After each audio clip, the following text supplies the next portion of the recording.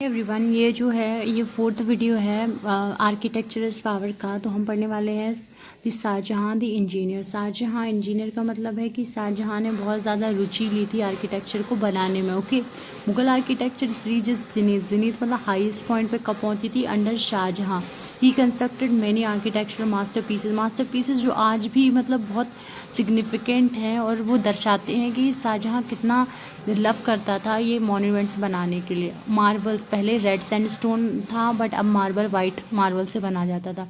Some of which are the city of Shahjahanabad, the Lal Qila, the Jama Masjid in Delhi, Moti Mahal and the Taj Mahal in Agra. Taj Mahal तो सबको पता है, लेकिन इसके अलावा ये जामा मस्जिद है दिल्ली में है, मोती महल है, ये सब भी बहुत सिग्निफिकेंट है और मास्टर पीसेज हैं। ओके, बहुत रेयर पीसेज हैं। Shahjahanabad the seven city of Delhi was built a new capital of Shahjahan. Shahjahanabad जो था वो सेवेंथ सिटी थी दिल्ली की, जिसको कैपिटल बना दिया गया। एंड इस कंस्ट्रक्शन बिगेन इन 1638 में इसको बनाया जाने लगा and was completed in 1649। Okay, तो 11 साल के पीरियड में इसे बना दिया गया। It was walled city built on the bank of the river Yamuna and it has 14 gates. Walled city मतलब हर तरीके से वो प्रोटेक्टेड थी, वॉल्स हुआ करती थी उसमें। वॉल मतलब दीवार। सिटी रिवर यमुना के किनारे बनी थी एंड 14 गेट्स थे इसके, ठीक है, सिटी के। Inside the city there were residences, लोग रहते थे। मॉस्क थी मतलब जो जहाँ पे मुस्लिम प्रेयर करते थे। मार्केट था ऑब्वियसली चीज़ों को खरीदने के लिए, including the famous Chandni Chowk. Chandni Chowk भी है शाहजहानाबाद में। The red fort also part of Shahjahanabad. Red fort जो है वो भी शाहजहानाबाद के अंदर ही आता था। ये है जामा मस्जिद इन दिल्ली, ये भी शाहजहाँ ने बनवाई थी के टाइम पे ही बनी थी। Red fort was 2 main gates, the Delhi gate and the Lahore gate. Red fort जो था उनके 2 गेट थे। पहले गेट को कहते थे दिल्ली गेट और दूसरे को कहते थे Lahore gate. The fort is rectangular in shape, मतलब 2 साइड्स बराबर थी, 2 आमने सामने की भुजाएं बराबर थी in shape and it's surrounded on the 3 side by a moat and the river Yamuna runs along the 4th side.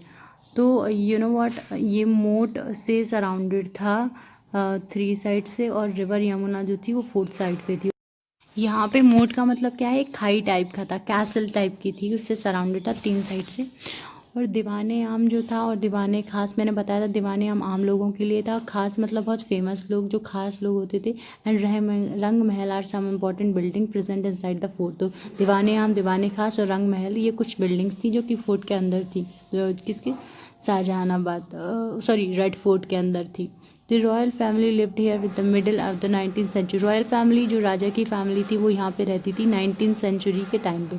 Jama Masjid, the largest mosque in the India, was also a part of the city Shahjahanabad. Jama Masjid को सबसे largest mosque कहते हैं India की, और ये भी शाहजहानाबाद के अंदर ही थी। Built on the raised platform, his grandiose, also a part of the city. Grandiose monuments has a main entrance on the eastern side with the flight of stair leading to the gate. Built on the raised platform मतलब एक कुछ बड़ा सा एक चबूतरा type का था, उस पर बनी हुई थी।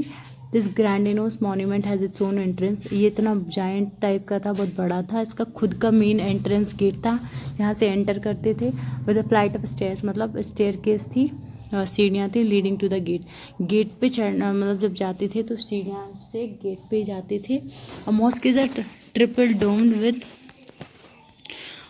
दिस इज़ अ मॉस्क, ये स्ट्रक्चर है मॉस्क का। ओके, ट्रिपल डोम थी, मेड ऑफ वाइट मार्बल, मतलब 3 डोम्स थे वो कर्व टाइप के ऊपर, और वाइट मार्बल से बनी हुई थी। मार्बल तो वाइट होती ही है।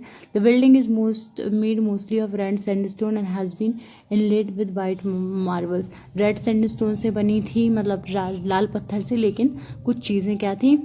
वाइट भी बनी थी, वाइट मार्बल से भी बनी थी। The most famous monuments built by Shahjahan, the Taj Mahal, जो हमें पता है अपनी वाइफ की याद में बनाया था। The structure built in a memory of his wife, Mumtaz महल की मेमोरी में बनाया था। Represent a grand fusion of Persian, central Asian and the Indian architecture. तो जो ताजमहल, उसमें किसका किसका मिक्सचर है? पर्शिया का, सेंट्रल एशिया का और इंडिया का, तीनों आर्किटेक्चर मिक्स है। The mausoleum took 22 years to complete. ये जो ये बना हुआ था मौजोलियम, उसको 22 ईयर्स लगे बनने में।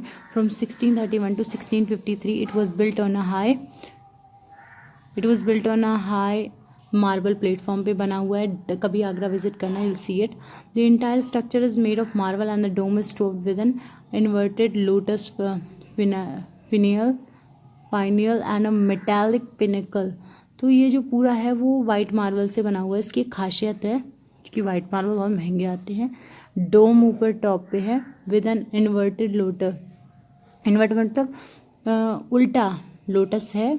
एंड अ मेटालिक पिनेकल, और मेटालिक पिनेकल बना हुआ है। ओके, देयर आर 4 स्लैंडर माइनरेट्स और pillars at the 4 corners of the platform. देखो जो मेन बिल्डिंग है उसके आगे 4 पिलर्स लगे हुए हैं। तो रिसेंटली उस पिलर्स पे क्या हुआ था, आयरन के प्रोटेक्शन लगा दिया गया था क्योंकि वो येलो होने लगे थे। Decorative works such as calligraphy and pietra dura were beautifully executed on the building. Calligraphy से कुछ लिखा गया है, पितृदूरा से ब्यूटीफुली उसको बनाया गया है, उस ताजमहल बनाया गया है। Other decorative elements include marble screens and the chhatris. तो और क्या क्या डेकोरेटिव एलिमेंट्स हैं ताजमहल में, मार्बल स्क्रीन्स लगी हुई हैं और छतरीज हैं। ओके, औरंगजेब के टाइम पे क्या हुआ, did not see any significant architectural achievement as it he withdrew the patronage given to the arts and the artisans which had played an important role in the development of the Mughal art and the architecture।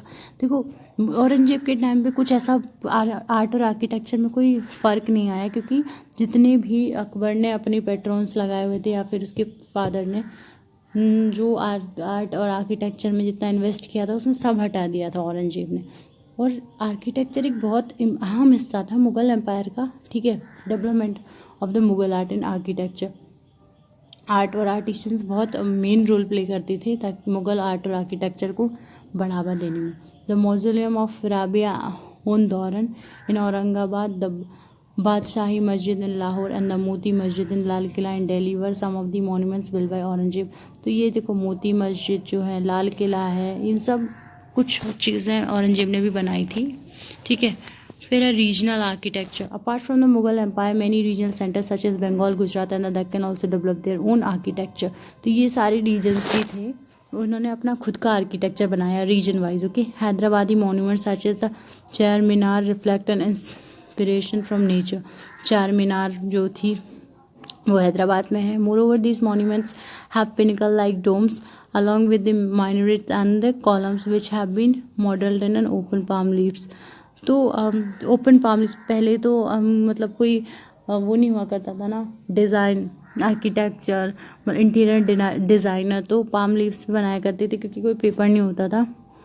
तो palm leaves मतलब किसी पत्ते पे बनाते थे उसका model कि इस तरीके से बनना है। तो डोम्स होते थे, आगे क्या होता था, पिलर्स खड़े कर दिए जाते थे और ये पूरा फाइनल होता था। Okay, regional architecture witnessed a period of revival with the decline of the Mughal architecture. जब मुगल गिरने लगे तो क्या हुआ, रीजनल आर्किटेक्चर बढ़ने लगा, ठीक है। Architecture developed in the Rajput kingdoms, Bundelkhand, Tripura, Manipur, regional Assam. तो कि ये सब कुछ एरियाज हैं, Vijayanagar and the Malabar region. तो ये कुछ रीजन्स हैं। बुंदेलखंड जो कि हमारा एरिया है वो हम देख सकते हैं झांसी में, झांसी का फोर्ट वगैरह, चूँकि ये बहुत समय पहले का था, 1857 रिपोर्ट तक का था, तब भी था झांसी का फोर्ट। और so we can see that the reflection of the fusion of local and the Islamic architecture trends in many of the regional monuments। तो इस्लामिक और लोकल इस्लामिक आर्किटेक्चर का जो वो था, जो डिज़ाइंस वगैरह थी वो रीजनल मॉन्यूमेंट्स में भी देखने को मिलती थी। Okay, construct around this time. Okay, this is Char Minar in Hyderabad, regional architecture का एक नमूना है। Monuments as a source of history. See, architecture sources are important for bringing about a complete understanding of the history of particular place और for a particular time period। तो monuments बहुत ज़रूरी होते हैं किसी भी चीज़ को पढ़ने के लिए कि किस टाइम पे कौन सा स्ट्रक्चर था और किस टाइम पे बनाया और किसने बनाया, ये बहुत इंपॉर्टेंट रोल प्ले करता है। They provide information on the social, artistic, culture and the military traditions of the past. इन सब चीज़ों के बारे में monuments बताते हैं, ठीक है। Apart from the throwing light on the lives of the people who built the monuments, they also provide information on when the history of a particular place for a particular time period.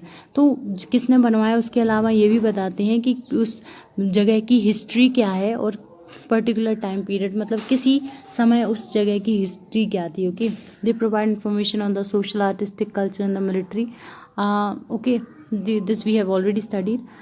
And lifes of the people who build the monuments, उनके बारे में बताते हैं। और provide information on when and by whom these structure were made, moreover किसके द्वारा और कब बनाए गए थे ये। The administration, economy and the social condition of place can be gauge through the study of the monuments in the area. और किसी एम्पायर का वो इकोनॉमिक स्टेटस क्या था उससे ये पता चल जाएगा, क्योंकि अगर इकोनॉमी स्ट्रांग होगी तभी तो वो इतने हैवी बना सकेंगे, पैसे खर्च कर सकेंगे इन सब चीज़ों पे। ओके, तो हमें इन सब से ये सब पता चलता है। Okay, thank you everyone. इसी चैप्टर से हमने आप 5th चैप्टर कंप्लीट कर दिया है, आर्किटेक्चर एज पावर।